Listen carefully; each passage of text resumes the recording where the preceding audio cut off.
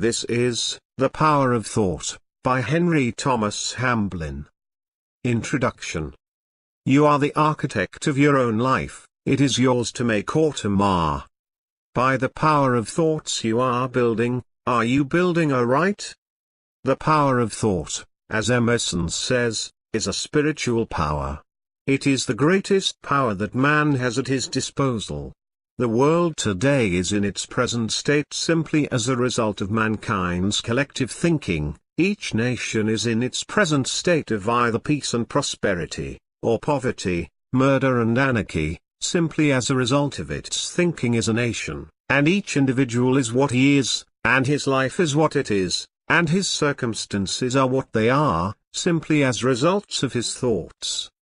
What a man thinks, he becomes. What a man thinks is the mainspring of all his actions. What a man thinks attracts to him his circumstances and environment. What a man thinks determines what type of friends and companions will gather around him. What a man thinks decides whether he shall be happy or miserable, successful or unsuccessful, healthy or unhealthy, prosperous or poverty-stricken, hated or loved. What a man thinks either builds up his character or pulls it down. What a man thinks can overcome fate or strengthen it, can bring him into alignment with his glorious destiny, or make him an outcast and a wanderer in desert places. Indeed, there is no limit to the power of thought, because it is a spiritual power of intense potency. It is the power which distinguishes man from the brute. It is the power by which he can mount up to God. It is the power which can make the unsuccessful successful in the battle of life. It is the power which can make the loftiest achievement possible. It is the power by which difficulties can be overcome, disadvantages of birth and parentage surmounted, and the life beautified and inspired and energized with God-given powers. By thought man either blesses or curses himself. By it he brings into his life either success or failure, health or disease, happiness or unhappiness, poverty or prosperity. It is all in his mind and the character of his thought. Whatever there is in your life or mine, of disharmony, lack, sickness or unhappiness, is the result of our disharmonious thought. We live in an orderly universe, but we do not react harmoniously to our environment. We are not in correspondence with the hidden law and order around us. It is not necessary for the universe to be altered. What is needed is that we ourselves should be changed. Within ourselves is the cause of the disorder in our own individual world, for we each live in a little world of our own creation. Therefore, the disorder and trouble that afflicts us, or the lack that restricts our life, can never be overcome, save by a change of mind, habit of thought, and mental attitude. In the following pages an attempt is made to show how the reader can, by changing his thoughts and mental attitude, reverse the lever and come into harmony with the divine idea. When this is accomplished, his life will blossom like the rose, he shall be led forth with peace. The mountains and the hills shall break before him into singing, and all the trees of the field shall clap their hands. Chapter 1. Thought, the cause of action. There is the conscious mind and there is the subconscious mind. The conscious mind gathers knowledge and experience through the senses. It learns from books, conversation and experience. It reasons and forms conclusions. Finally its thoughts pass down into the subconscious mind.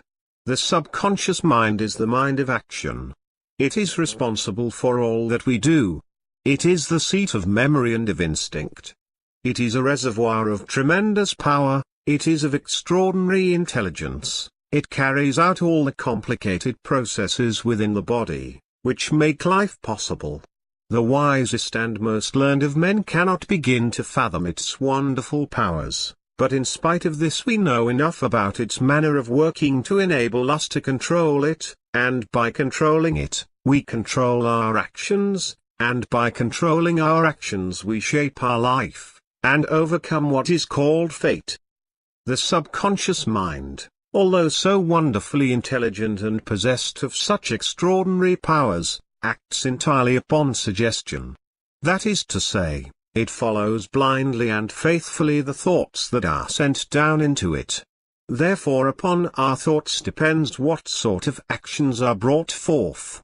If evil thoughts are sent down into the subconscious mind, then evil, destructive action will be the natural result. If thoughts of weakness and failure are entertained, then weak actions leading to failure will inevitably follow. On the other hand, if good thoughts are entertained, then constructive good action will result, and if strong, successful thoughts are entertained, they bring forth robust, constructive action, which leads to success and achievement. It is impossible to think evil thoughts and bring forth good actions. Many have tried it. They have said, "I will be outwardly respectable and blameless in life, but in secret I will think this thought, I will hug it to my bosom because it is pleasant, but I will let it go no further, because I know that evil action leads to shipwreck and disaster. Therefore I will deceive even my best friends. Outwardly I will be all that I ought to be, but in my thoughts I will be evil. Mine will be a double life, to outsiders I shall be one thing, and in my thought world something different. Thus I shall be able to enjoy evil in thought, and escape its penalties." Such an one does not reckon with the power and faithfulness of the subconscious mind. Every evil thought which is entertained and gloated over, acts as a powerful suggestion to this patient giant, until at last it can stand it no longer, and bursts out into the life in the form of a course of evil action, which is an exact replica of the thoughts which have been entertained. This explains why so often people who have always been so exemplary in their conduct all at once go wrong, and come crashing down to ruin. They are simply reaping the harvest of their thoughts. While this is true of the majority of those who indulge in secret evil thinking, there are yet those who, either through lack of courage or opportunity, do not, or cannot, break out into a course of evil action. By their evil thoughts they arouse certain emotions which cannot be satisfied and which therefore have to be repressed. The effect of repression is either chronic ill health which no medical skill can ever cure, or organic disease that is beyond the art of man to heal.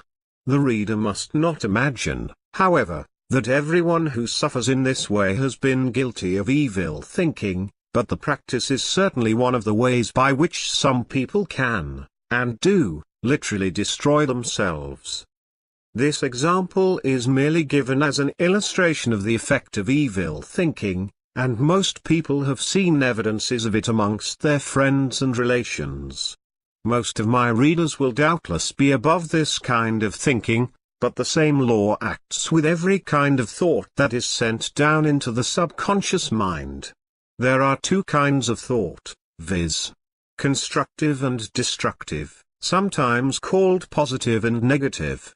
It depends upon which class of thought we persistently dwell upon and pass to the subconscious mind, what our actions in life are to be. If we allow our mind to dwell on destructive, negative thoughts, and this, unfortunately, is often the case as it requires no effort, then destructive and negative action will be the inevitable result. On the other hand, if we think positive or constructive thoughts and, to do this, effort is required, just as effort is required in climbing a hill, constructive action takes place as a natural result. Thus a man who gives way to hate and broods over his wrongs, will be led to think of murder, and if he gloats upon thoughts of murder a time will come when he may attempt murder. On the other hand, if the same man will keep his mind off his wrongs and think thoughts of forgiveness, or, better still, if he will love, or hold in thoughts of goodwill the one who has wronged him, then his life will become happy and peaceful, and in its highest sense, successful. Again, a man who gives way to weak, fearful thoughts, who fears that his business will fail, who fears that his luck may give out, who fears that competition will arise with which he will be unable to cope, such a man will probably fail, because all his actions will be weak and hesitating and lacking in that strength and decision which are necessary for the achievement of success. On the other hand, if he will banish every weak negative thought, every thought of possible failure, and constantly brace his mind by affirmations of success, in other words, send down strong suggestions of success to his subconscious mind, such a man will succeed in life, because his actions will be strong and decisive. When faced by great difficulty, he will find that his subconscious mind will supply him with wonderful energy and staying power, great courage and determination, simply because it has been trained by right thinking to do so. It would be possible to fill a book with illustrations of the operation of this law, but in a little work of this kind these two must suffice. The law is immutable, it cannot be tricked or evaded. Whatever we think becomes sooner or later translated into action, and as upon our actions our life depends, it will be seen that it is possible by thought control to govern our life. For by controlling our thoughts we govern our actions, by governing our actions we mold our life and circumstances, thus shaping our fate. Life is not a matter of chance or luck, it is not something out of our control. It is largely the result or effect of our thoughts. Therefore, by controlling our thoughts, and this, thank God, can be done, we can govern and direct our life to an almost unbelievable extent. As conscious thinking beings, created, the Bible says, in God's likeness and image, or in other words, a microcosm of the macrocosm, we possess one of the greatest powers in the universe. And this power is thought. It depends upon how we use this wonderful power what our life shall be. The engine driver sends his engine either backward or forward, but it is the same power that is used in each case. In the same way, thinking man can either build up or destroy himself by the use or misuse of the potent power of thought. It depends upon how he uses this power, either for good or ill, as to whether his life shall be successful, healthy, happy or harmonious, or lacking in definite achievement, true success and happiness. Whatsoever a man soweth, that shall he also reap. Chapter 2. Victims of Ignorance. We do not believe that there are many who deliberately think negative thoughts. Most people mean well and want to do good and be good, not goody.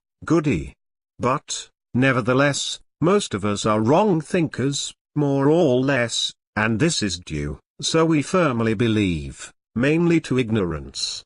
Because it is not generally known that negative thoughts are highly destructive, we ignorantly indulge in them, thinking that they do no harm.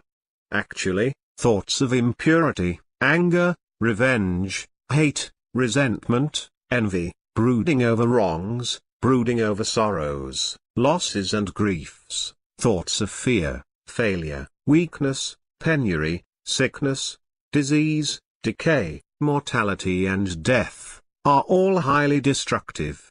They are destructive of health, of happiness, of circumstances, of life in all its departments. They break down the nervous system, they paralyze endeavor, they undermine the will, they make for wrong decisions. It will be admitted that this is a matter of prime importance. Yet neither children nor the general public are instructed in these vital matters. Because of this almost universal ignorance we most of us go on indulging in negative thinking, much to our detriment.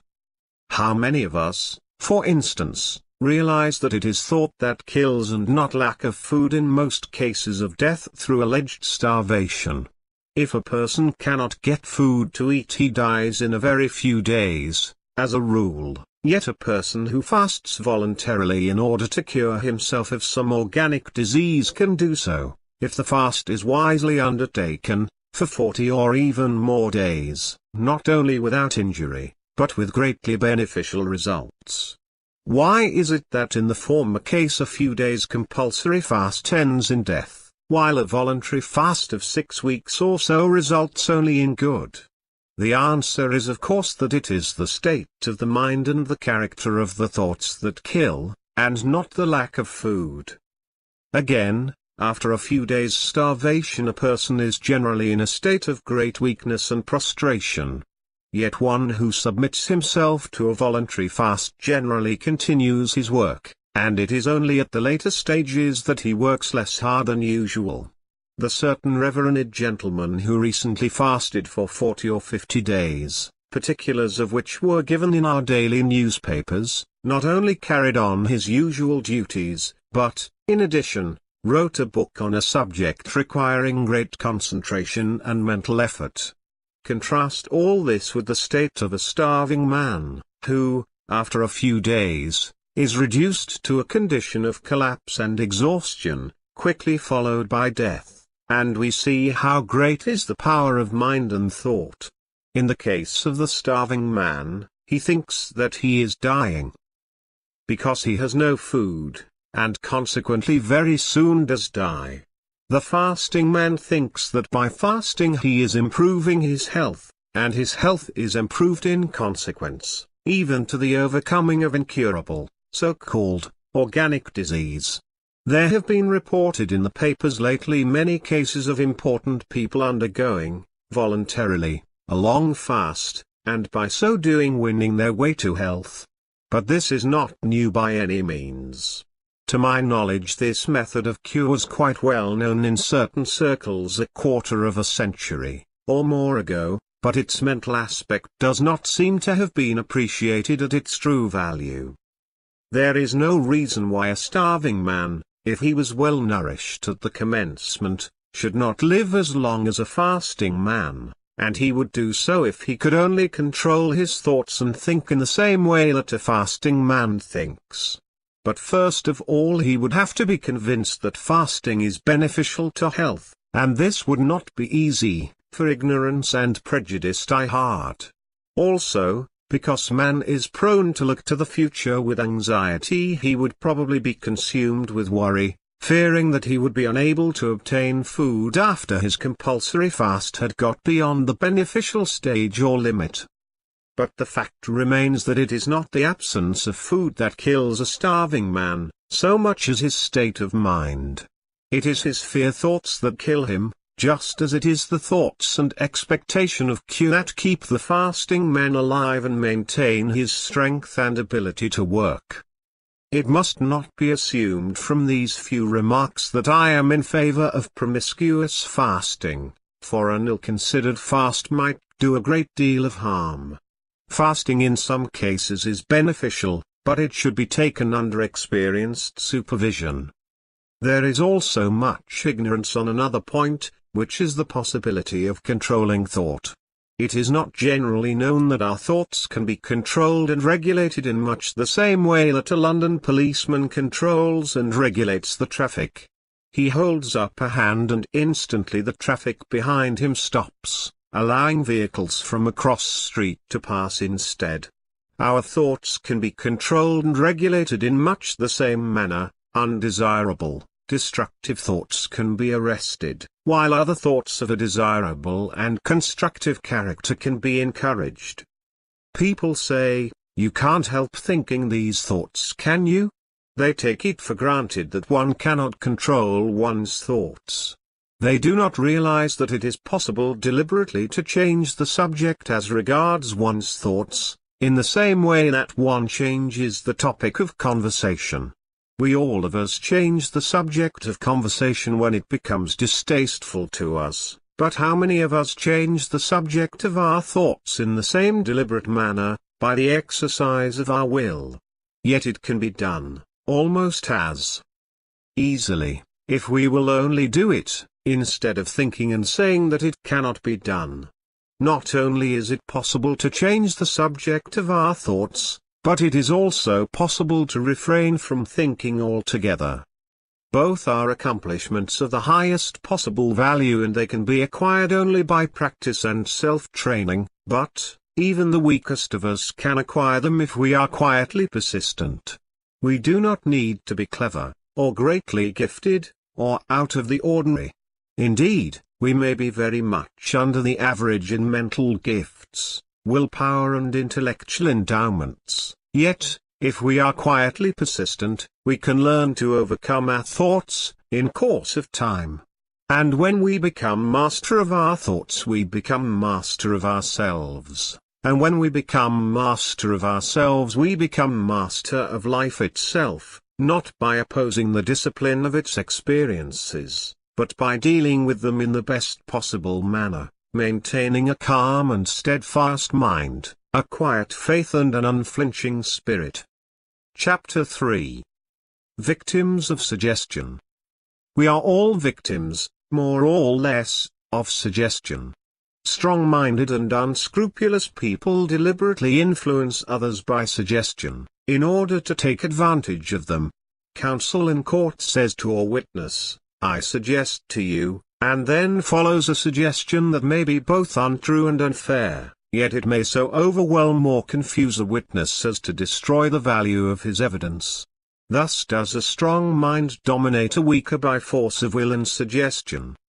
The hypnotist suggests to his victim that a piece of cold metal applied to his bare back is a red-hot iron, and immediately the flesh is scorched and blistered, much the same as would be the case if the metal were actually red-hot.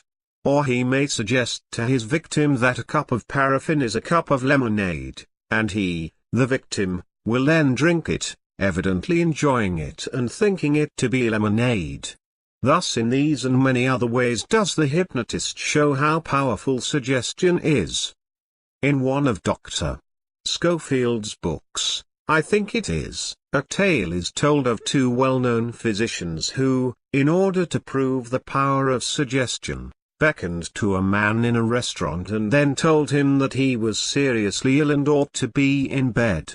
The man, knowing their reputation and high standing as medical men, believed them, went home, took to his bed and died. It is only fair and charitable to suppose that neither of the doctors expected anything more than a slight illness to result from what would appear to be foolish and reprehensible action. We are told, day by day, in our daily paper to take so-and-so's pills. We may not heed the suggestion for years perhaps, yet, sooner or later, we may find ourselves either taking the pills or advising somebody else to do so. You see a man with streaming eyes, sneezing and using his handkerchief. This sight suggests influenza to you, with the result that, if you are not positively minded, you may shortly develop an attack yourself. In 1,001 different ways we are affected by suggestion. We receive it through the eyes, the ears, taste, smell, and touch. We are victims of it at every turn, unless we learn to become positive-minded and proof against suggestion in all its forms. There is not space for me to do more than mention other ways by which we are unconsciously affected and influenced by suggestion. Newspaper and magazine advertising of patent medicines are most potent and powerful mediums of suggestion. We have already mentioned the effect of being told day by day, in our paper and by means of hoardings, to take a certain make of pills. But modern ideas of advertising worthless nostrums and harmful drugs leave such methods of advertising far behind as regards suggestive force and value. Pictures of people sneezing, and of others doubled up with painful backs, can have only one effect, and that is to make people imagine that they possess the ailment described. I remember when a boy, reading in the papers of that day, long advertisements which were headed, "What is this new disease that is come upon us?" I was so affected that I became convinced that I had the disease, and badly too. I became so alarmed that I would no doubt have speedily become really ill if I had not told my parents my fears. Never shall I forget the shouts of merriment that greeted my confession. It seemed as though they would never cease laughing. But they laughed me out of my fears, and I have kept a positive mind towards or against patent medicine advertisements ever since. Many of my readers must have read the late Jerome K. Jerome's humorous account of his experience with the medical work of symptoms. He said that by the time he had finished reading the book he found he had every disease under the sun except housemaid's knee. Written, no doubt, to raise a laugh and to amuse, yet containing a modicum of truth, which, if realized by the masses, would quickly cause the nostrum-mongers to shut up shop. Then there is what is termed mass suggestion. We are all inclined to think the same thoughts as the mob, and to have the same emotions aroused within us as sway the masses of the people. It is very easy for a positive person to sway the thoughts and emotions of a crowd of people. It is difficult for one of the crowd not to be moved with the crowd. This is why people, who in the ordinary way are sensible, go mafficking on occasions of national rejoicing. It is also the reason why people who are peaceable and harmless in private life may, when in a crowd, join in acts of violence and disorder. It is simply that the mass emotion gets hold of them, influencing them so strongly they get carried away. It is a fact that some people are more easily influenced by suggestion than others. Some are stolid and phlegmatic, and upon these suggestion appears to have less effect. Others, on the contrary, are more sensitive and highly strung. These are greatly influenced by suggestion, falling an easy prey until they learn to become proof against it. Such may feel that they are hard done by, and that life has dealt unfairly with them, by making them so sensitive. But they need not pity themselves, for the reason that they have, instead, much to be thankful for people of this type are those who can benefit most by suggestion when it is properly and scientifically made use of. Finally, we come to the subject of temptation. All of us are tempted in some way or other. What would tempt one severely might not affect another at all, but each is tempted in a way peculiar to himself. What is temptation, but suggestion? We need not argue as to where, or from whom, the suggestion comes. It is surely sufficient for us to know that we are victims of it, until we learn how to resist it successfully. There is no more subtle suggestion than that of temptation. It is so clever it seems impossible to counter it in any way. Even at our best moments, when we would rise to noble deeds, base ideas and motives are suggested to us. If we are not to fall we must exercise eternal vigilance. And it is because of this that we are told in the greatest of all books, by the greatest of all teachers, watch and pray lest ye enter into temptation. In concluding this chapter let me touch lightly on the teaching of those who state that almost everything is suggestion. Their theory is that we possess only consciousness, and that all that forms our life is the result of suggestion. Thus, so they say, poverty is the result of acceptance of suggestions of poverty, disease, the result of acceptance of suggestions of disease, trouble, the result of acceptance of suggestions of trouble, and so on. To counteract these suggestions, auto-suggestions of an opposite kind are recommended. The poverty-stricken person is advised to whisper to himself, as he falls asleep, suggestions of wealth, prosperity and plenty. If the subconscious, or, as some say the unconscious, mind accepts the suggestion, then poverty is at an end. The diseased person does the same, except that he uses suggestions of health, with a similar pleasing result, if the subconscious or power mind within will only accept the suggestion whispered to it. All this may appear to be pure rubbish and bunkum to most of our readers. While, however, the writer is not prepared to accept such teaching in the above crude form, yet, so he believes, there is a considerable amount of truth in it. It is not, however, advisable to tinker about with the subconscious mind in this way.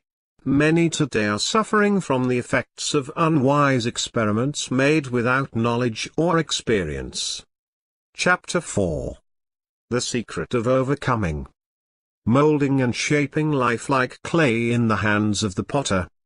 Why is right thought so important? It is important because it influences our actions. It is important because it builds up character and a steadfast mind. It is important because upon it our well-being and the success of our whole life depend. It is important because it is by right thought that we can overcome harmful suggestion. First of all, we have to realize that thought is the cause of our actions and decisions. It is largely because of this that our circumstances depend upon our thoughts. If, for instance, we do not overcome life's difficulties in our thoughts, then we can never overcome them in actual experience. By this I mean that our difficulties must be boldly met and conquered in thought, if ever we are to hope to overcome them actually. In a way, it is good advice to tell people not to dwell upon their woes but to think of pleasant things instead, but it is liable to lead to a habit of thought almost as destructive as brooding over trouble. This negative application of what is meant to be good advice is responsible for the failure of those who say, "I have tried right thinking, but it makes no difference." The reason it makes no difference is that it is not right thinking at all, but actually a form of wrong thinking. Such people say, "I never indulge in wrong thoughts about my troubles, I refuse to think about them." Just so, and it is here where the whole trouble lies. Instead of life's trouble being met boldly and conquered in thought, they are run away from. As soon as the mind comes up against an unpleasant thought of an irksome duty that must be done, or of a crisis that must be faced, or of a difficulty that has to be overcome, the mind dodges it and hits onto something more pleasant. The one who says, "I never think of my troubles," and who runs away from unpleasant thoughts of this kind finds that he can never overcome the actual difficulties when they arise. In fact, his so-called right thinking prevents him from making decisions and from dealing firmly and sensibly with his difficulties. We must first overcome in our thoughts, if ever we are to overcome in actual experience. The world may be divided into two classes of people: 1. Those who overcome life, and 2. Those who are overcome by life. Those who overcome life's difficulties are those who do so in thought. Those who are overcome by life's difficulties are those who do not overcome in thought. If the latter have not deliberately made a practice of dodging unpleasant thoughts in an unfortunate attempt to follow a form of wrong thinking which they erroneously believed to be right thinking, they yet are passive, that is, they fail to overcome, in thought, the difficulty that must be overcome, sooner or later, in actual experience. The secret of overcoming is in thought victory. If we continually overcome in our thoughts, we develop a steadfast mind. Without a steadfast mind, it is impossible to be victorious in life's battle. On the other hand, there is no difficulty, capable of human solution, that cannot be overcome by a steadfast mind. Indeed, if a man's mind is steadfastly directed towards a certain object, not only will he be truly successful, but the most remarkable things may happen or be achieved, beyond anything that might be hoped for or expected. The mind becomes powerful, growing in strength continually, through meeting a difficulty, in thought, moving forward towards the difficulty, in thought, and then putting the weight of the mind and will behind it. Then the whole man moves forward, going right through the difficulty to the other side, victoriously. This generates inward power, that is cumulative, which, when we come to our difficulty in actual experience, helps us through it successfully. Now this is quite different from worrying over things. Worry is a destroyer. By worrying over our troubles, we not only stimulate fear, one of the most destructive of the emotions, but we also wear grooves in the brain, round which our thoughts revolve in endless repetition. The brain becomes so constructed or arranged, through the practice of worrying, that worry becomes a habit. That is to say, as soon as a thought of some impending trouble comes to us, or something goes wrong in our life or work, or we think that something has gone wrong or will go wrong, or we fear that it may go wrong, then immediately the cells used by worry are stimulated into action, being already fully charged with nervous energy, waiting to explode, and round the thoughts go, along the groove prepared for them. Then goodbye to our peace of mind, goodbye to sleep, and, in time, goodbye to health. Some people are of a worrying nature. They inherit it from their parents. The writer is one of them. Some people, on the contrary, never worry about anything. If they were sentenced to death, they would probably sit down and read a book. If the executioner stood beside them, they would probably say, "Please wait a minute or two until I have finished this chapter." A certain man of my acquaintance had once to be told that he was suffering from a disease that would rob him of one of his senses. Now, he was told, "You must try not to worry about it." He laughed a quiet, untroubled laugh and then said, "I shall not worry. We are not a worrying family. We take things as they come, and we find they are not so very dreadful after all. There are always compensations." This shows the amazing difference there is in people's nature and temperament. We think, however, that the proportion of people who worry is much larger than that of those who do not. As the subject of worry is such an important one, a separate chapter must be devoted to it. But while we must not worry about our troubles or imaginary fears, yet we must meet them boldly in thought and will.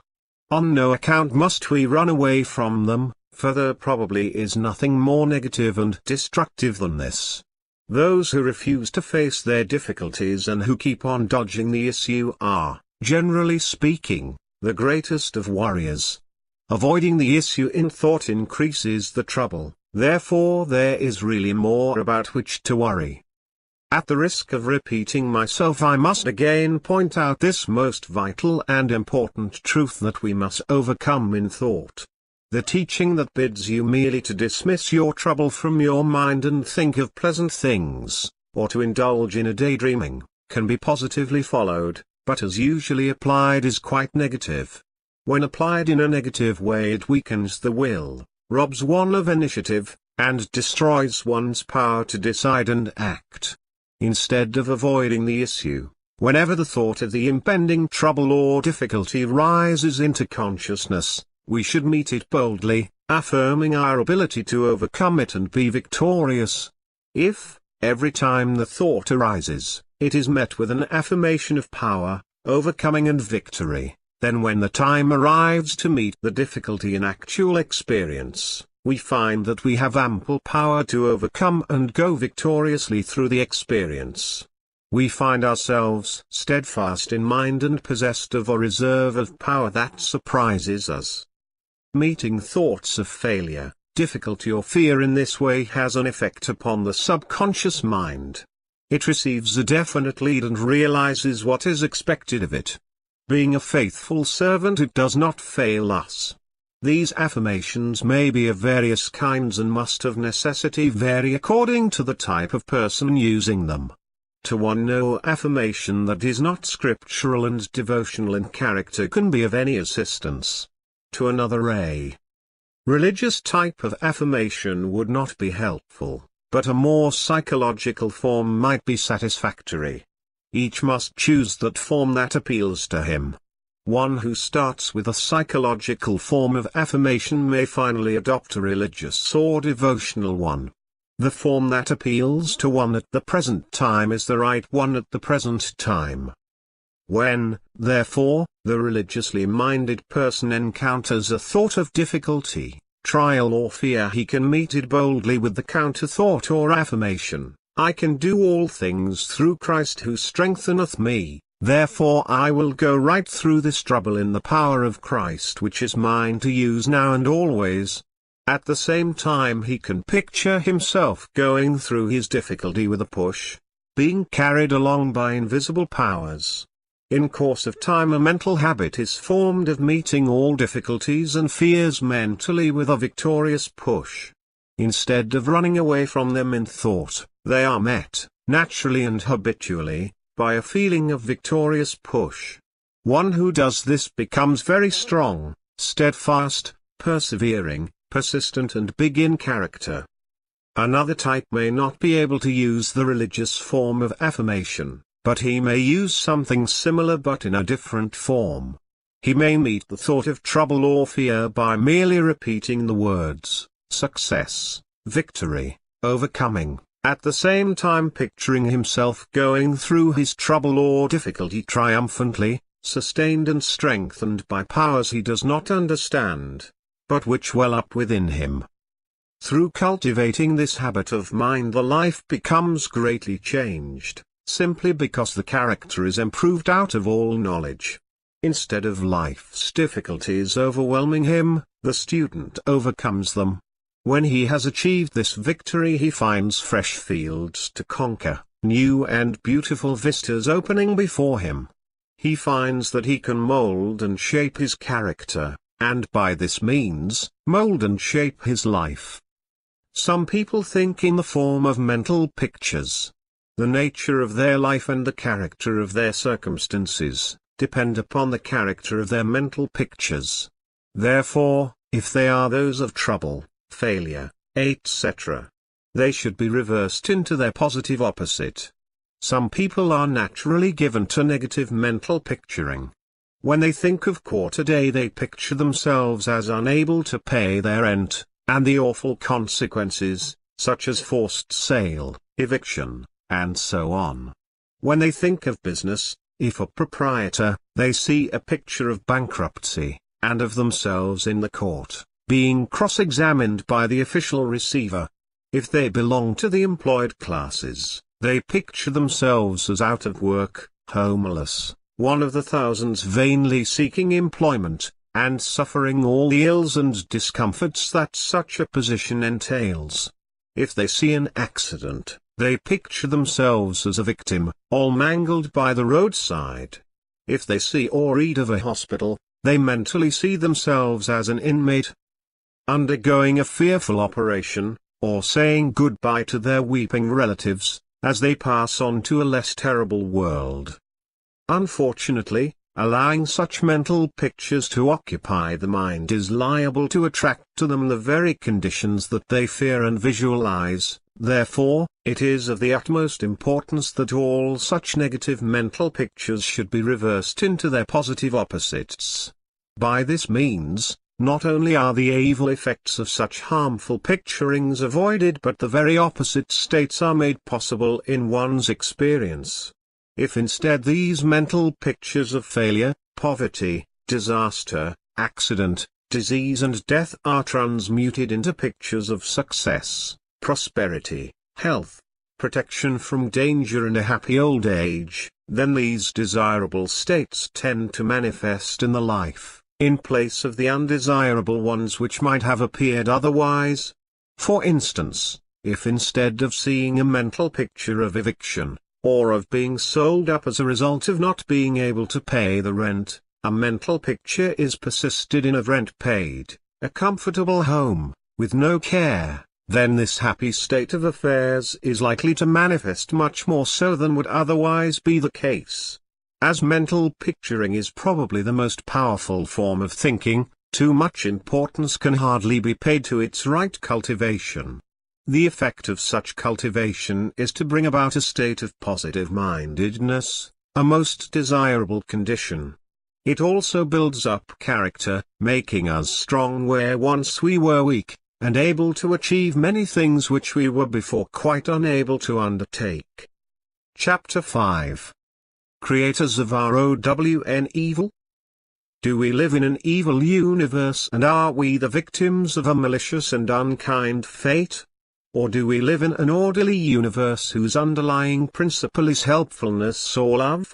We cannot help thinking that most of us believe inwardly that the former is true, and not the latter.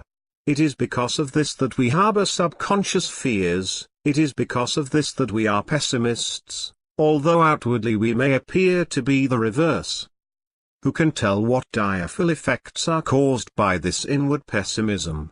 As I have said elsewhere, a belief in evil tends to bring evil to pass. A belief in failure tends to produce failure, a belief in disease tends to produce disease, and so on. What is needed is a change of belief, after which a change of thought follows almost automatically. The fact of the matter is that we live in an orderly universe, but we are not orderly ourselves.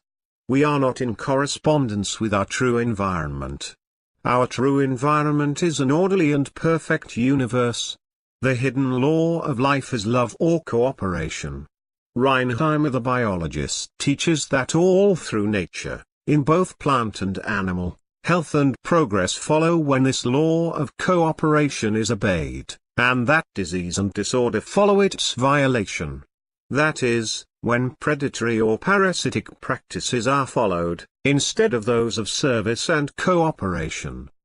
We have first to believe that we live in an orderly universe and that life is based on love.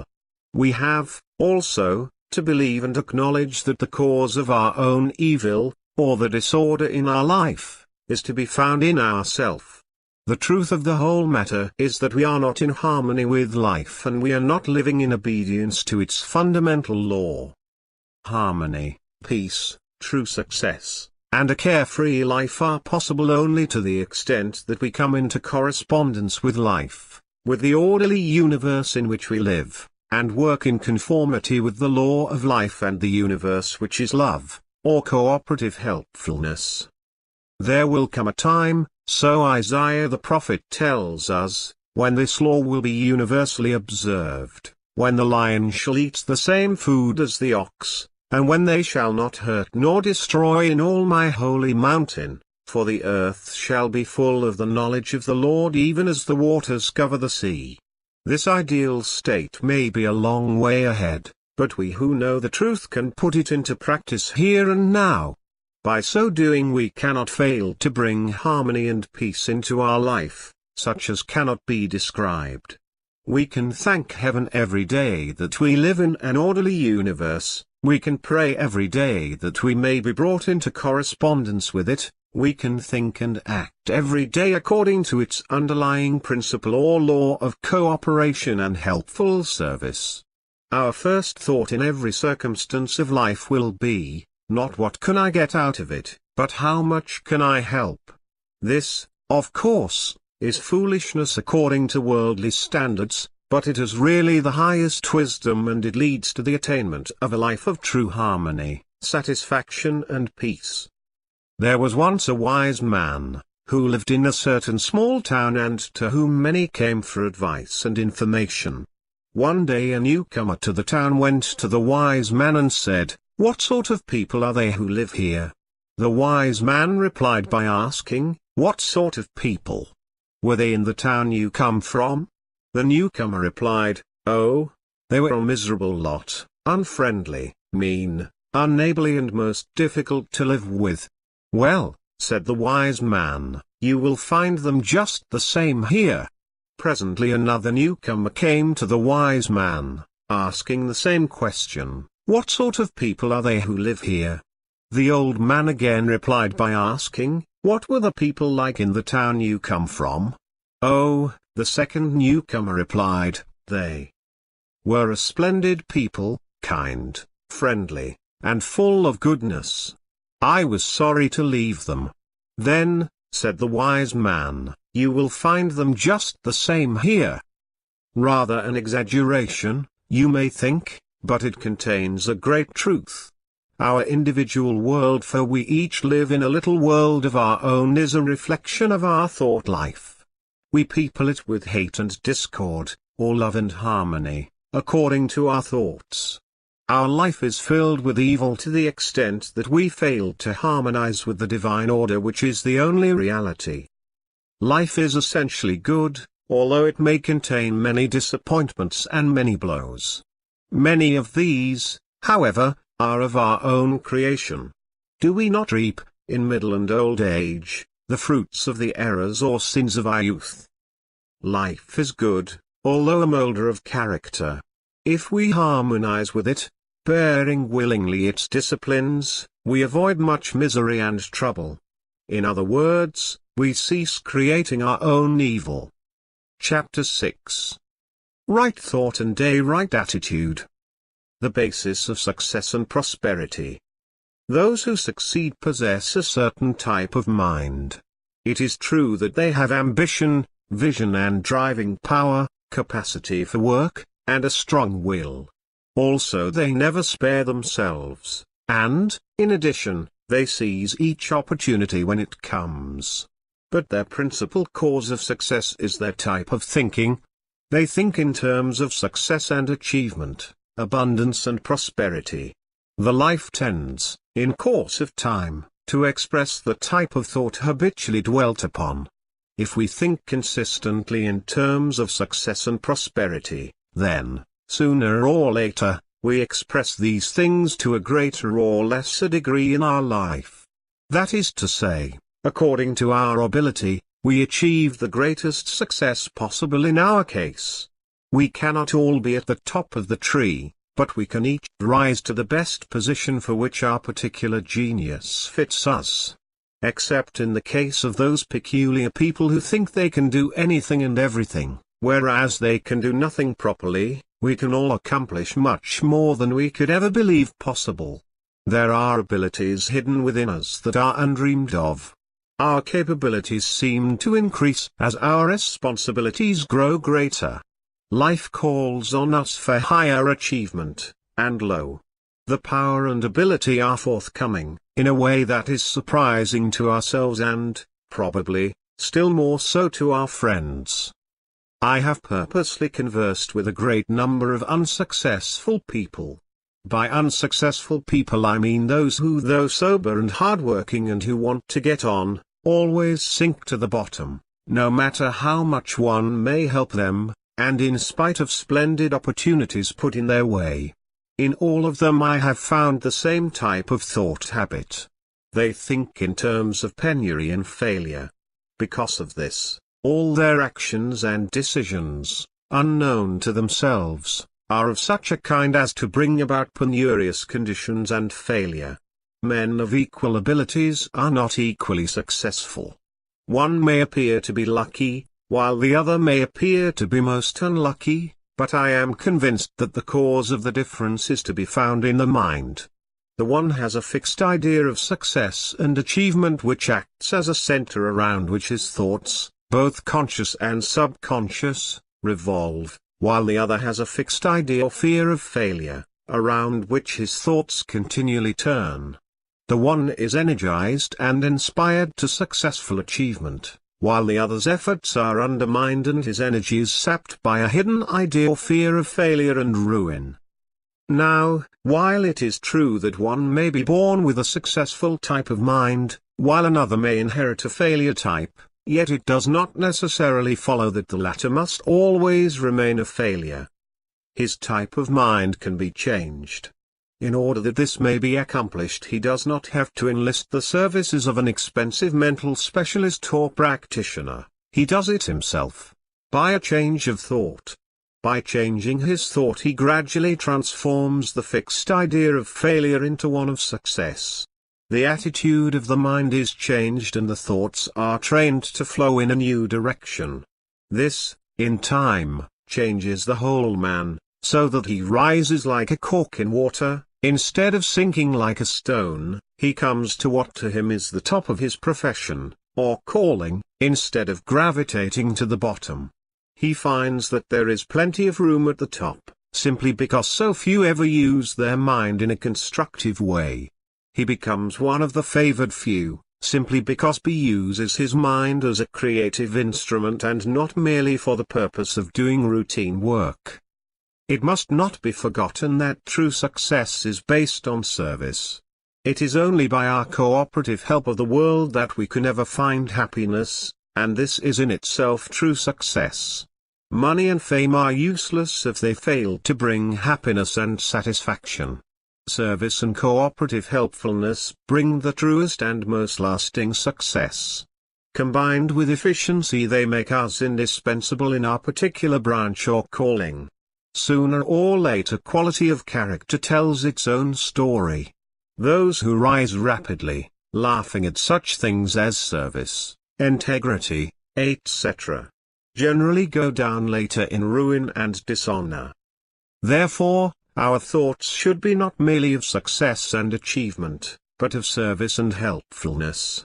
We should not think so much of what shall I get out of it, as how helpful can I be, for all solid success is based upon the extent of our helpfulness to the community. The more helpful we are, the more indispensable we become, therefore, the greater the reward, as a rule. Apart from all this, the fact remains that thinking in terms of success and achievement, at the same time maintaining a consciousness of abundance and prosperity, tends to attract these things to us.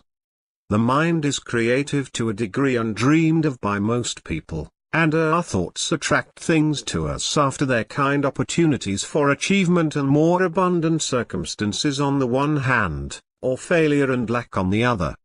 The inner cause of successful achievement, then, is in the mind.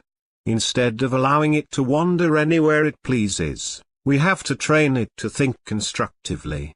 While others are spending their spare time foolishly, we must, on the contrary, compel the mind to think positively in terms of achievement. We can hold an ideal in the mind continuously, around which the thoughts will revolve, naturally and easily. Constructive thinking such as this compels us to work and strive, while other people waste their time in pleasure. It is no hardship, however, but a great joy. It arouses our enthusiasm, after which every task becomes comparatively easy. Sooner or later, just when we are ready for it, opportunity comes our way, just as surely as the rising and setting of the sun. The law is infallible. When we are ready, the opportunity appears. In closing this chapter, may I give one word of warning. Success is liable to become our master and we its slave. Therefore, it is important that we choose the highest form of success, if we can. As a rule, however, we have no choice, because our ambition is, as it were, born in us. We have in mind the case of a poor boy with only a country elementary school education, who is now an ordained missionary, apparently an utterly impossible feat for one in his position. Whether he chose his calling or whether his calling chose him, it is impossible to say, but in either case, his life of toil, self-sacrifice and service, though it means weariness, fever, poverty and derision by the world, will bring him the truest satisfaction. He is most truly successful who finds his success in service and in trying to make their world a better place for others to live in. Then it does not matter if his success does become his master and he its slave, for such slavery becomes the highest joy and gives the greatest satisfaction. These are the treasures that no money can buy and which ever elude those who seek them through the acquirement of riches and fame. Chapter 7. The effect of thought on health. Thought affects our health far more than is generally realized. While it is true that hereditary taints, devitalized foods, and unhealthy modes of living play an important part, yet I believe that thought is the greatest factor. When I say thought, I include the emotions, for they are aroused by our thoughts, and yet it is possible to avoid arousing emotional energy by training the thoughts to think along different lines than those suggested by primitive desires or promptings. Generally, in works of this kind, the reader is told to cease thinking of sickness, ill health, disease, etc., and to think instead of health, vigor, wholeness, and so on. This is good advice as far as it goes, for brooding over disease and ill health creates a morbid condition conducive of disease. It is a fine thing to think of oneself as whole, healthy, radiant and filled with life, joy and energy. Such a mental picture can do nothing but good. Thus the beginner may say, I am in radiant health, and try to feel like it, and picture himself, mentally, as the image of perfect health and vitality. By doing so he takes the first step towards better health. This, although good in its way, is by no means an ideal method, therefore, better methods should be adopted as soon as possible. But there is far more in this subject than this. The root causes of ill health go far deeper.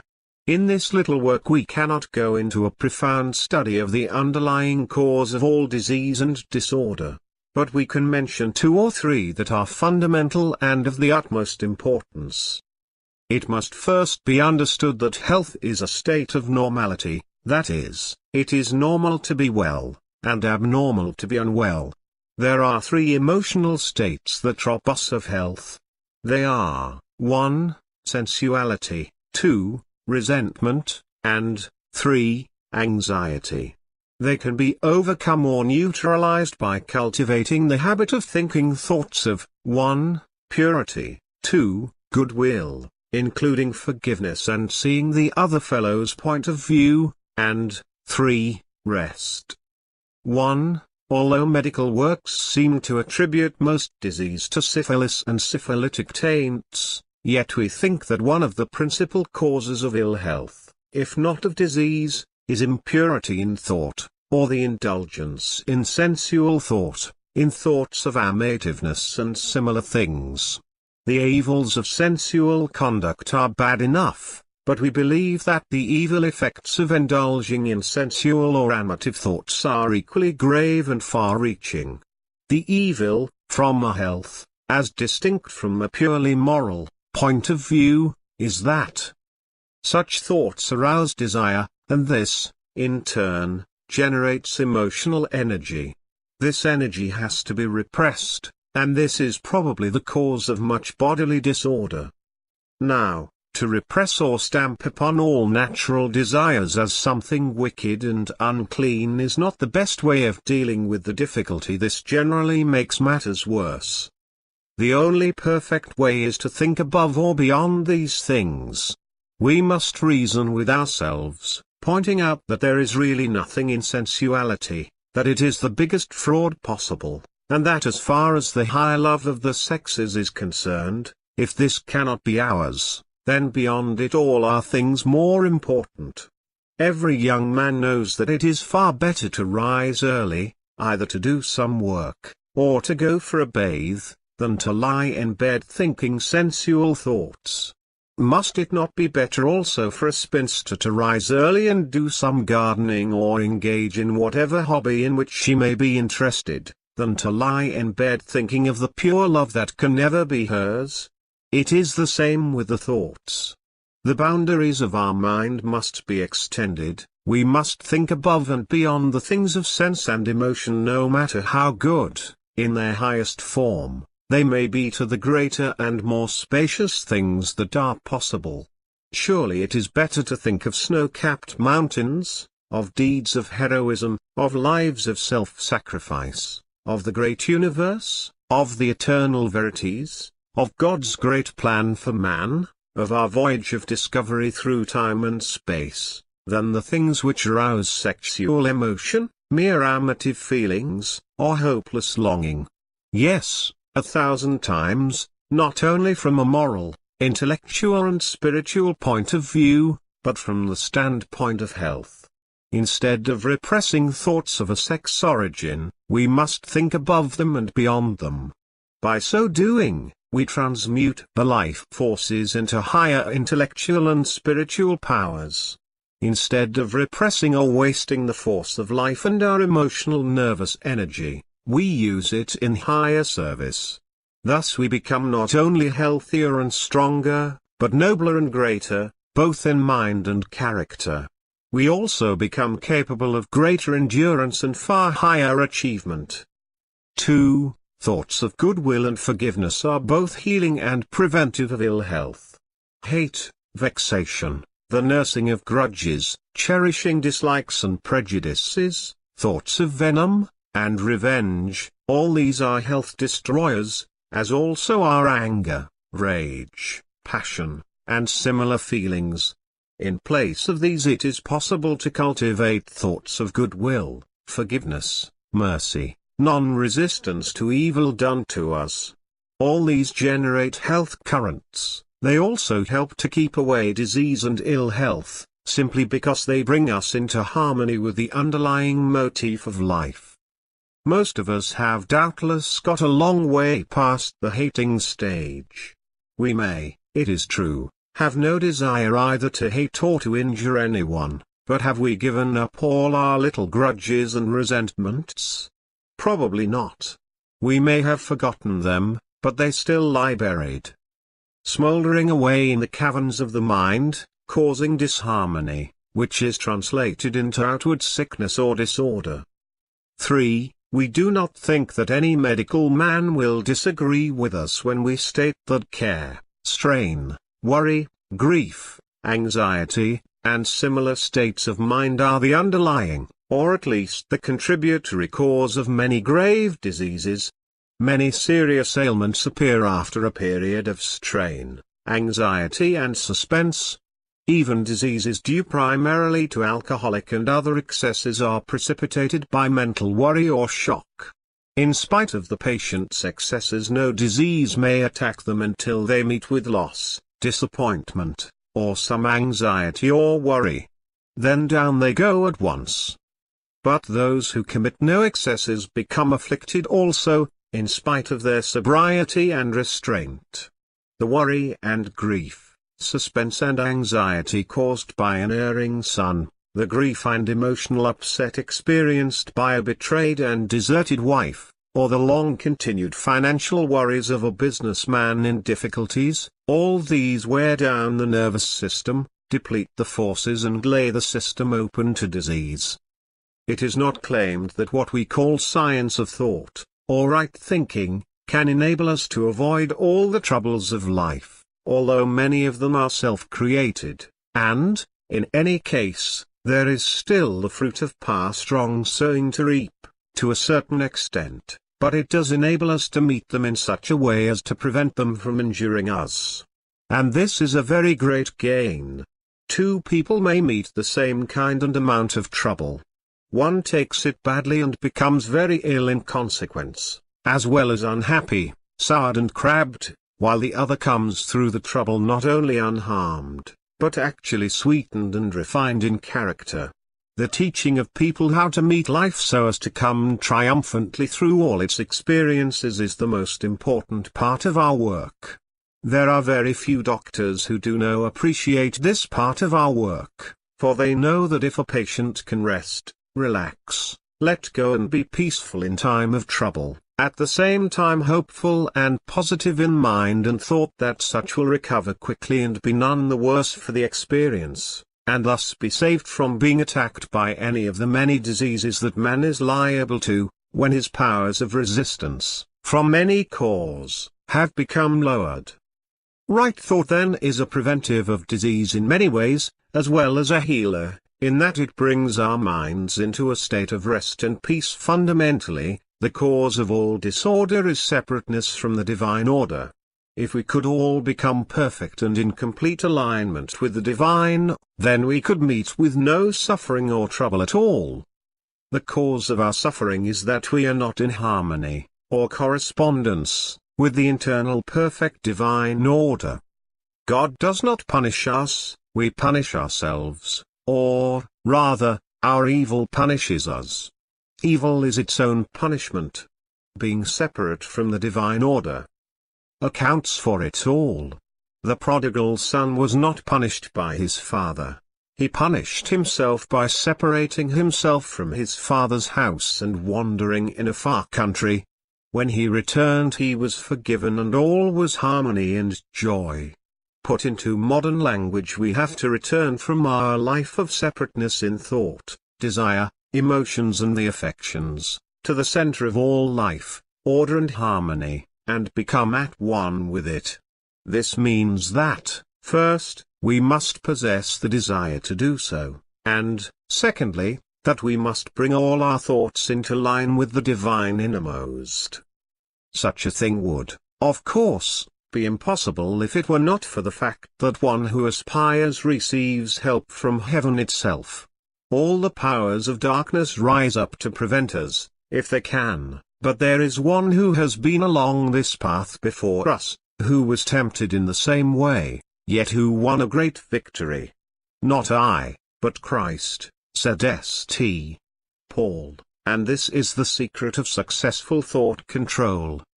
Chapter 8. The attractive power of thought. There are two old proverbs which are well known and often quoted, but whose profound psychological importance is not perhaps fully appreciated. They are these: birds of a feather flock together, and you can tell a man's character by the company he keeps. The source of this attraction is largely in the man's thought. If we think thoughts of a certain type, then we attract to ourselves people of a similar type of thought. We are drawn together by the invisible forces of attraction. It is true that the character of our thoughts becomes, in course of time, written on our face, so that all the world can see if we are pure or filthy, strong or weak, loving or hard, noble or base, but it is largely the attractive power of thought that draws people to us.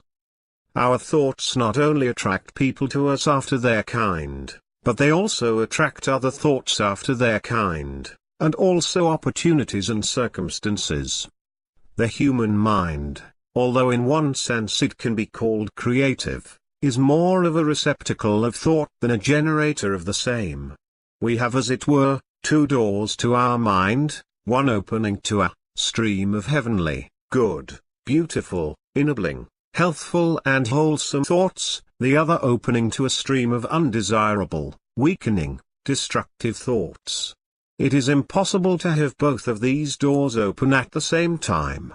When we think thoughts of purity, wholeness, charity, etc., in other words, thoughts of a heavenly character, then the door to heaven and all that is beautiful is opened, allowing a flood of similar thoughts to enter. This is why prayer is so valuable.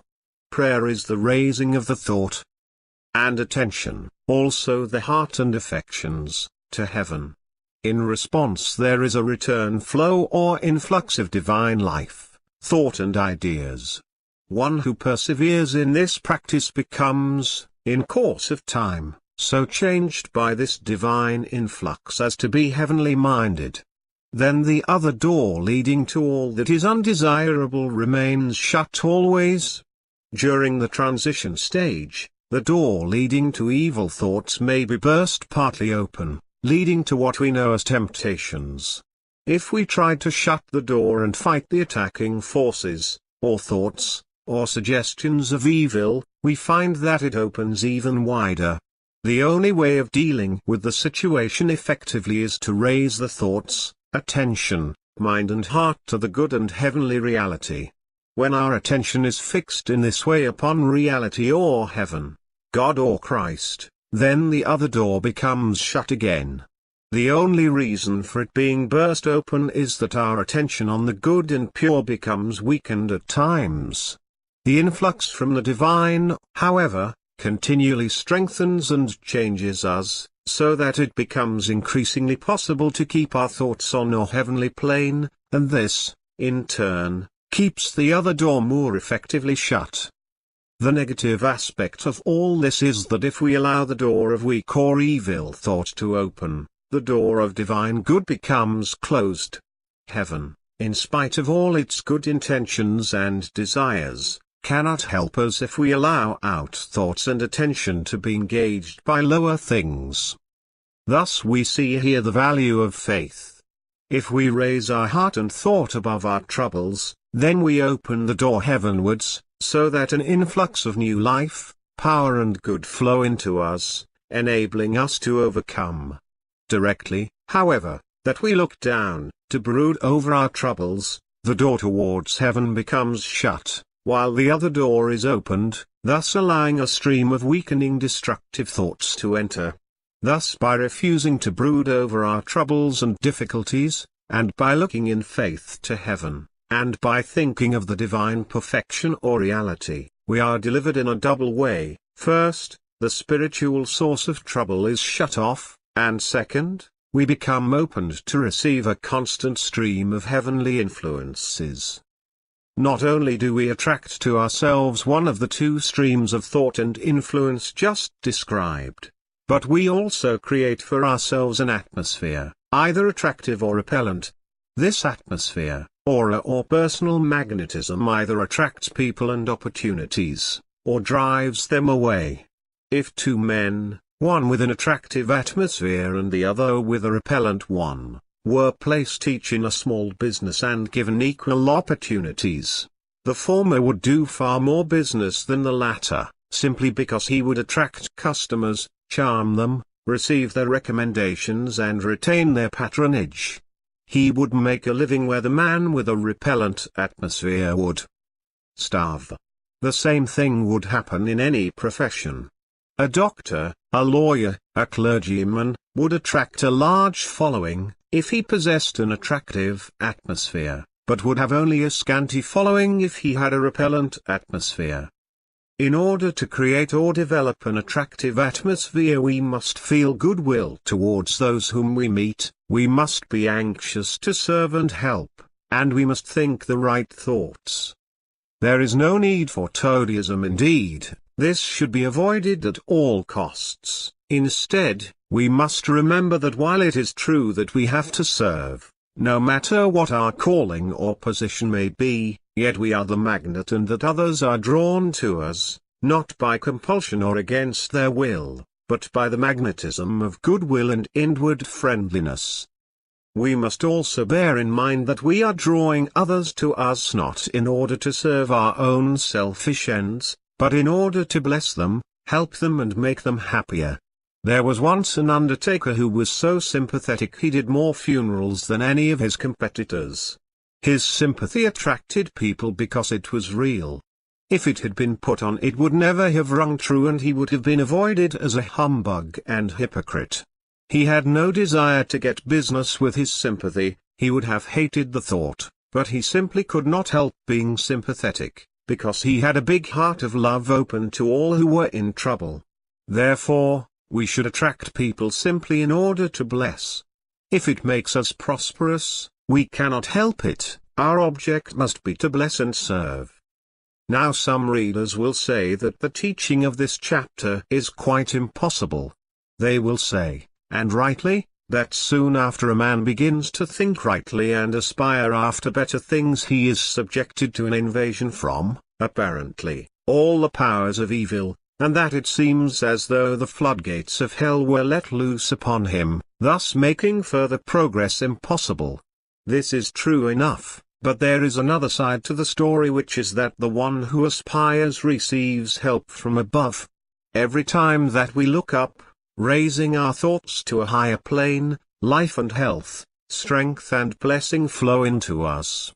It does not matter how much we may be tempted, we receive greater strength from our elder brother than the power of evil that assails us. This great one has been before us, conquering and overcoming, and he it is who can and does help us in our efforts to rise to higher and better things. For greater is he that is in you, than he that is in the world. Chapter 9. Thought Control and Spiritual Attainment. In this little book I have dwelt too much, perhaps, upon material achievement, but the principal reason for doing this has been that it is our duty to serve our day and generation and to be as big and useful in service as we possibly can. I do not advocate a selfish success. Our ambition should be, not how much can I get, but how much can I give, in service and in doing things for the world. Thus the success and achievement that I advocate need not be the making of money or the winning of position at all, for it may mean giving one's life in missionary service, or other forms of self-sacrifice and devotion to one's fellows. But no matter what our calling in life may be, the power of thought and the control of thought are of great importance. A young man may become a missionary, in spite of opposition and discouragement, simply because his mind is steadfast and his thoughts directed towards the goal of his ambition. Apparently insuperable difficulties are overcome simply through the thoughts being directed and focused upon one given object. If his mind were allowed to wobble and his thoughts to wander, he would never achieve his ambition. It must be pointed out that if we pursue success wholeheartedly, it becomes in time our master. At first we find success to be a very shy bird indeed and difficult to catch. It leads us on, demanding ever self-sacrifice and yet more sacrifice, until at last we find ourselves committed to a life full of responsibility and of comparative importance, from which we cannot turn back or desert with decency. Then we find that success, instead of being our servant, has become our master, while we have become its slave. It is of importance then that we limit our material ambitions.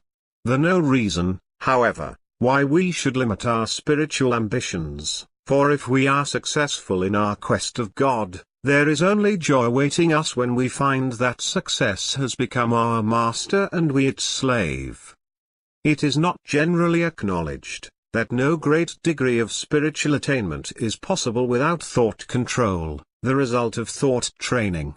Brother Lawrence is an outstanding example of this. He is the great exponent of the practice of the presence of God. This humble servant of God, working daily amongst his pots and pans in the kitchen and scullery of a monastery, found that by training his thoughts always to flow towards his Lord, he became conscious of his presence always. So clear was this realization that Brother Lawrence found that he was far more conscious of the divine presence while he was at work scouring greasy pots and pans than when in his cell for the express purpose of engaging in devotional exercises. This humble, unlearned brother became a saint, although not called one, and a teacher of many, simply through directing his thoughts towards God, and persevering, in spite of their liability to wander. It is possible for us really to pray if we possess a measure of thought control. We direct our attention to God and this forms a ladder by which our thoughts and affection ascend up to God. Thought control is really a fixation of the attention upon a given object and keeping it there. So long as our attention is fixed on God, just so long will our thoughts travel up the ladder thus set up. Those whose powers of attention and thought control are so weak as to be almost entirely lacking should repeat prayers. This is not as good as praying oneself, but it is a beginning and a step in the right direction. One who says or repeats his prayers, night and morning, possesses a connecting link between himself and heaven that others who never make any such attempt lack. But really to pray by directing the attention and thoughts toward God is a very different thing. It is a much greater thing, it is a spiritual exercise of the highest order. It is not an easy thing to do however, for until our thoughts have become disciplined they wander away. The cares of life, or its ambitions, lure our thoughts away so that we soon find ourselves thinking of things material, instead of things spiritual.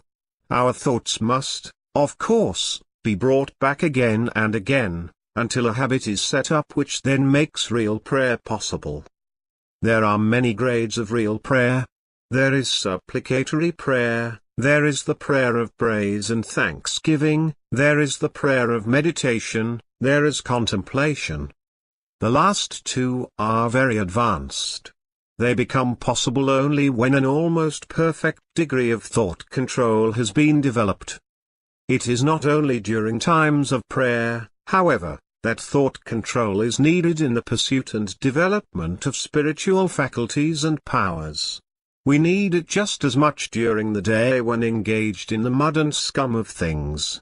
We too can share the experience of Brother Lawrence, who found that his work which he disliked, in the ordinary way, became enjoyable because of the divine presence.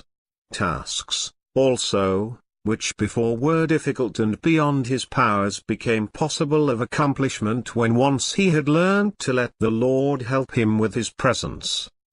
By frequently turning our thoughts and aspirations to the divine innermost we become greatly helped and strengthened. Also, in course of time, our work which we may dislike in itself, becomes transformed and made enjoyable, through a realization of the fact that it is a service of love to our fellows. We become conscious of a new fellowship and companionship. We are not alone, for there is one with us helping to make life a nobler thing, to become more faithful workers and servers, to do things from a higher motive. The result of all this is that a new and finer character is built up, and this is eternal, for character can never die. And, in addition, we become entirely new creatures. We may not be religious, as generally understood, or sanctimonious, but we can become nobler, truer, finer types of men and women, for whom the world will have cause to be thankful. The inner, or spiritual, life is a very real thing. Two people may become spiritually awakened, and through it may desire to live a nobler and higher life. One may be successful while the other may after a hard fight go back to his old life. The reason is that the former keeps alive the flame of his inner life, while the latter allows it to go out. The former perseveres with real prayer and directing his thoughts to God, raising them continually to higher and better things, while the latter neglects his praying, does not persevere in the control of his thoughts, so that his spiritual life withers away and becomes dead through lack of nourishment.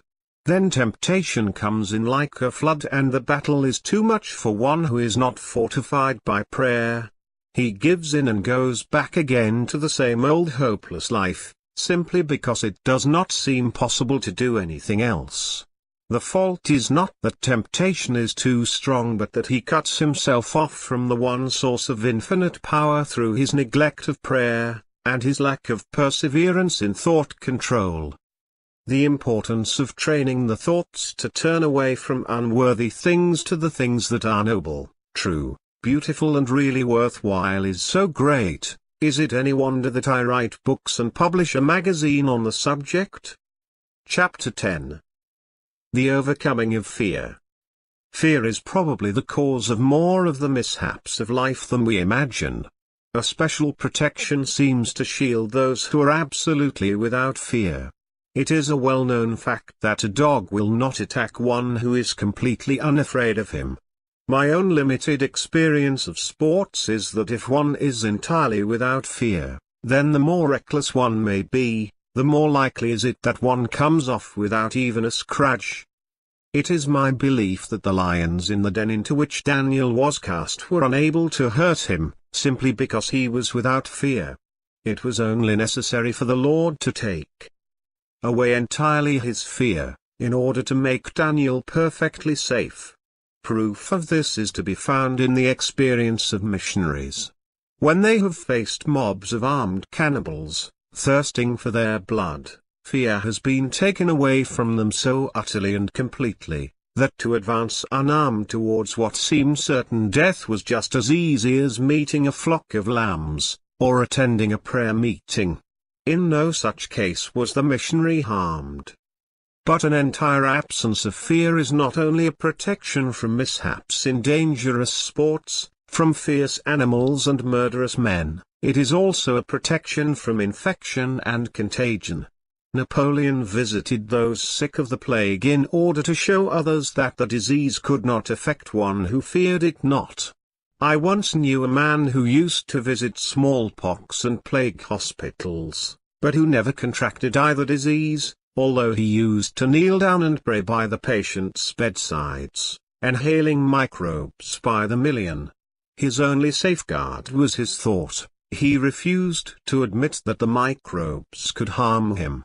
In other words, he trusted in God, and so was entirely without fear. He demonstrated the absolute truth of the 91st Psalm. Thus we see that in one sense it is not microbes that cause us to fall a prey to epidemic diseases, but that a thought of fear is the deciding factor. Two people are exposed to the same infection. One contracts the complaint, the other is unaffected. Why? You may say that the one who escapes is more robust and hardy, but this is not always so, for frequently the strong are taken and the weak are left. You may say, further, that the one who escapes possesses greater powers of resistance. Just so, but is not this largely due to the mind? It is the one who is most positively minded who is immune. Granted then the necessity for and desirability of an absence of fear, how are we to overcome our hereditary failing? Most of us harbor fear of some kind, for although fearless in some things we may yet have other fears lurking in the hidden caverns of our mind. We may be physically brave and yet have fears for our business, our profession, or our employment. The gaunt spectre of unemployment, of bankruptcy, of failure to make good, may haunt us night and day. On the other hand, we may be unafraid of these things, yet fear disease, infection, contagion, drafts, etc. So that every fresh epidemic fills us with apprehension and dread. How then are these fears to be overcome? In exactly the same way as you would calm the fears of your little child who might awaken during the night and be afraid of the dark. You would first say there is nothing to be afraid of. You might then reason with them, showing him that the room is just the same when it is dark as when it is illuminated, and that the things he fears are merely in his own mind. Then if this is not sufficient you say, I will stay with you and will hold your hand so that you will know that everything is all right, and that there is nothing to fear.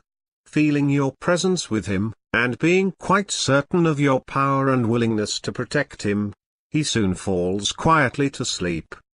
Now we have to treat ourselves in exactly the same way. We are very complex creatures and can actually speak, argue, and reason with our own selves.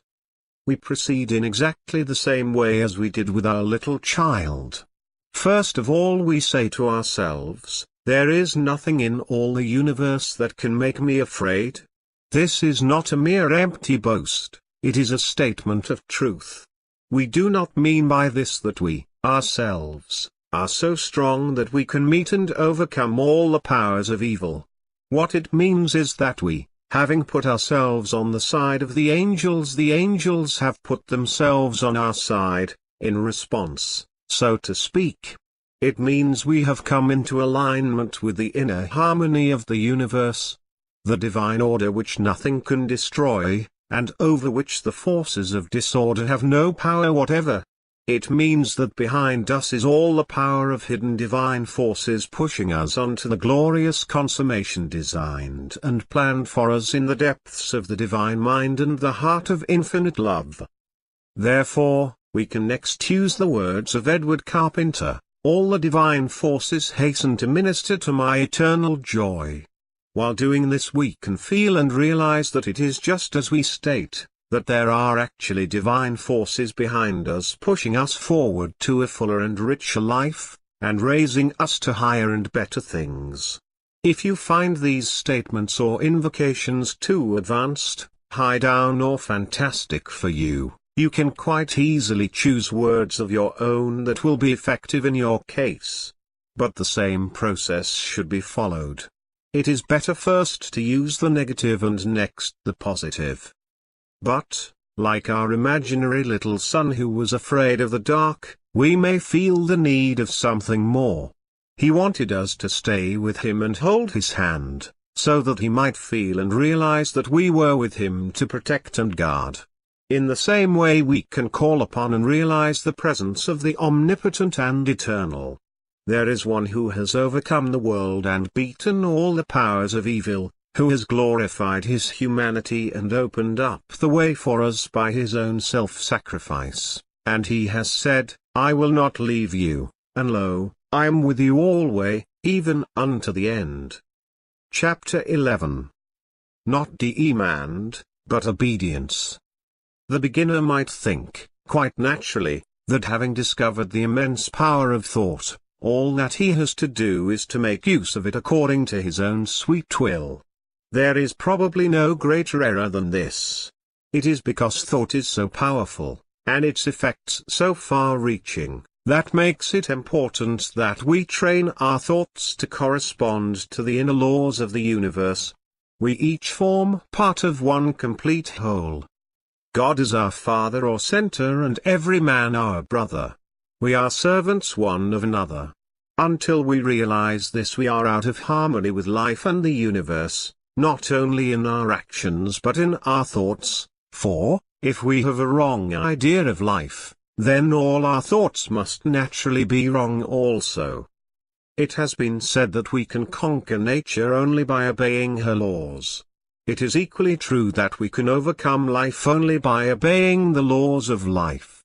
If we do not think in harmony with the motif of life, we become black spots in the cosmic body.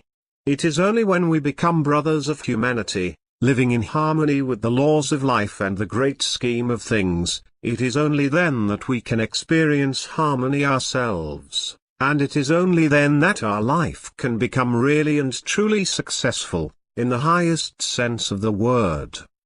It is possible to make demands upon life and to get what one demands. This leads to achievement, one of course at the cost of hard work and sacrifice. We have all to pay for our achievements. Those who are not willing to pay are not able to achieve.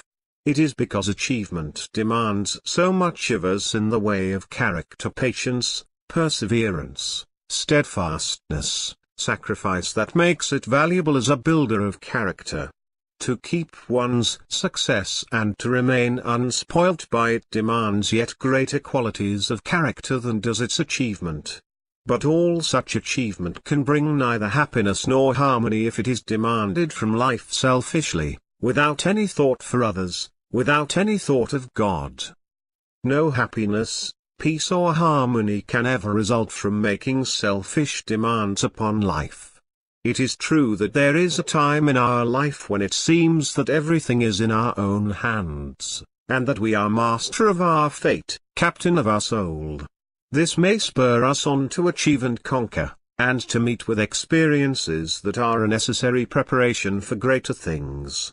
All this is good as far as it goes, and may be a very necessary phase in our life. But sooner or later we realize that, although in one sense we are master of fate, in that we can choose either good or evil, yet, all the time, there is a divinity that shapes our end, rough hew it though we may. There is an internal harmony to which we must correspond. We belong to a complete whole, in which we have a place, and of which we form a part. We can come into correspondence with the harmony of this whole, only by becoming less selfish and more universal. In other words, we have to love God, and love our neighbor. Instead of forcing our will upon life, instead of making ourselves a center around which everything else must revolve, instead of demanding and compelling, if we would find real happiness and true satisfaction at all, we must love and serve God in man, life and the world, and thus enter into the harmony of the whole. The inner law of life is love, but it is better for us to think of this as cooperation. To the extent that we think, work, act and feel in correspondence with this law, do we find true happiness, peace, satisfaction and the things which are precious above rubies and which no wealth can buy. We see, then, why we should train ourselves to think thoughts of goodwill, instead of those of hate and resentment, of cooperation instead of selfish acquisitiveness, of service rather than personal gain. It is only thus that we can become brothers of humanity. It is only by becoming brothers of humanity that we can ever enter into correspondence, or a state of at oneness, with the internal harmony that is divine. We live in an orderly universe, for behind the disorder on the surface of life is an internal divine order. This divine order would find expression externally if every man were to come into harmony with it. But self stands in the way. Love, goodwill, cooperation, these form the key by which man individually can find entrance to this inner harmony and order, and which by reason of his own entrance he can make it easier for his brother to find entrance also. There is psychology being taught today, mostly in books from America, that is hurtful and malicious. It teaches the misuse of mind power by means of suggestion. the mind and will are used to compel others to act as desired by the operator.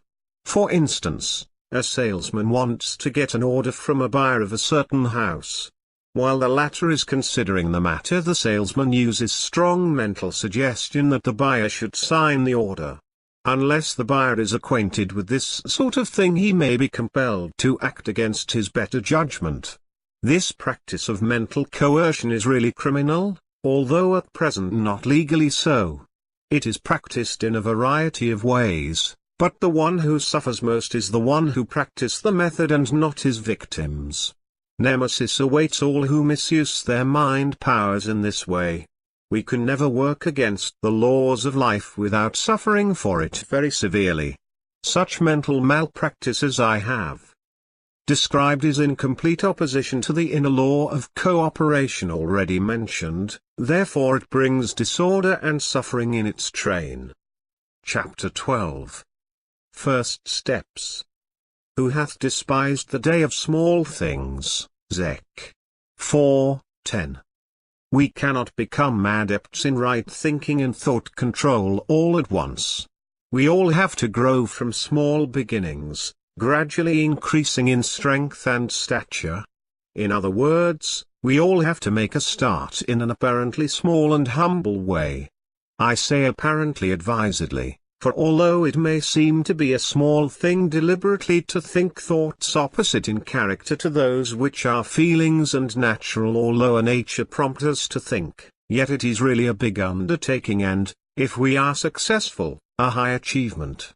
It may seem to be a small thing deliberately to think thoughts of goodwill about one who has wronged us, or upset us, but it is really a tremendous thing of eternal importance. If we merely give way to the promptings of our earth nature, we remain on par with the beasts, allying ourselves with mortality, death and decay. But if we deliberately think thoughts of goodwill, we step out in the path of liberation and freedom, which has no end, reaching up to the stars. It may appear to be a small thing to think deliberately thoughts of things pure and noble in place of thoughts of sensuality, yet, in reality it is a great achievement, for thoughts of the latter kind form the very taproot of man's unhappiness, weakness and woe. It may appear to be but a small thing to think thoughts of steadfastness and overcoming, in the face of apparent defeat and failure, yet it is not such a small thing after all, for upon it the success of our life largely depends. It may seem to be a small thing to think deliberately of God and things eternal in place of thoughts of mortality and things temporal, yet to do so is of importance, for it is only thus that we can enter into eternal life, through becoming at one with that which knows no decay. It may seem to be a small thing to think deliberately of one's unity and oneness with the source of all light and life, instead of as separate and alone, but this also is a matter of importance, for through this we enter into a realization of the truth.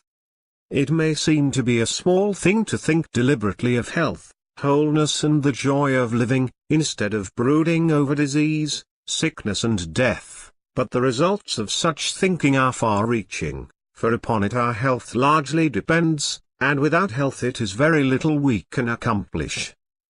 But while it is true that we are engaged in a great adventure, yet we have to commence in a small way, being satisfied at first with smaller achievements. That is to say, satisfied in one sense, but not in another. We have to be satisfied if we can at first win seemingly small victories, simply because it is impossible to win greater ones, but in our heart we yearn for greater things, and mean to achieve them when we are strong enough. The better part of us, which is eternal and heavenly, and which is fed by right thinking, in harmony with the laws and practices of heaven itself, is at first but a weak babe, so to speak. The lower part of us, which is natural, i.e., belonging to the lower nature, and the reverse of heavenly, is strong and well grown. How then is the weak babe of goodness and heavenly nature to overcome the strong tyrant of the lower? It cannot do so of itself. it would fail if it were not for the fact that we can draw upon inexhaustible fountains of life and power. Every time that we raise our thoughts above the things of time and sense to the eternal realms of the good, the beautiful and the true, we open ourselves to receive an influx of divine life and power. Every time that we think thoughts that are heavenly and strong in character in place of those that are devilish or weak, we ally ourselves with heaven, and then all the divine forces hasten to minister to us and help us. Therefore, although the new and heavenly nature is weak, and the old nature is strong, yet the former wins in the long run, if we are steadfast and persevering in raising our thoughts to higher and better things, thinking the best thoughts that we can, in spite of the claims of the old established habit of thinking. Finally, the new nature swallows up, as it were, the old nature, but it is a long drawn-out struggle. What we call right thinking is not merely thinking positive thoughts in place of negative ones. It is this and a great deal more. Right thinking has different meanings to different people. To the beginner it consists in thinking positive thoughts in place of negative ones, together with a call to high heaven for help. The negative thought and its corresponding positive opposite are the negative and positive poles of the same thing. We can live at either end according to our thoughts. Here follows a negative train of thought in one column, together with a positive counteracting opposite, that will, I hope, serve as a key to future right thinking and overcoming. Negative thought or suggestion. Positive thought or affirmation. Life is evil and cruel. Life is good and is always striving to bring to me the highest good. What terrible thing or evil is it that may affect me at any moment? No evil can come nigh me, nothing can hurt or destroy.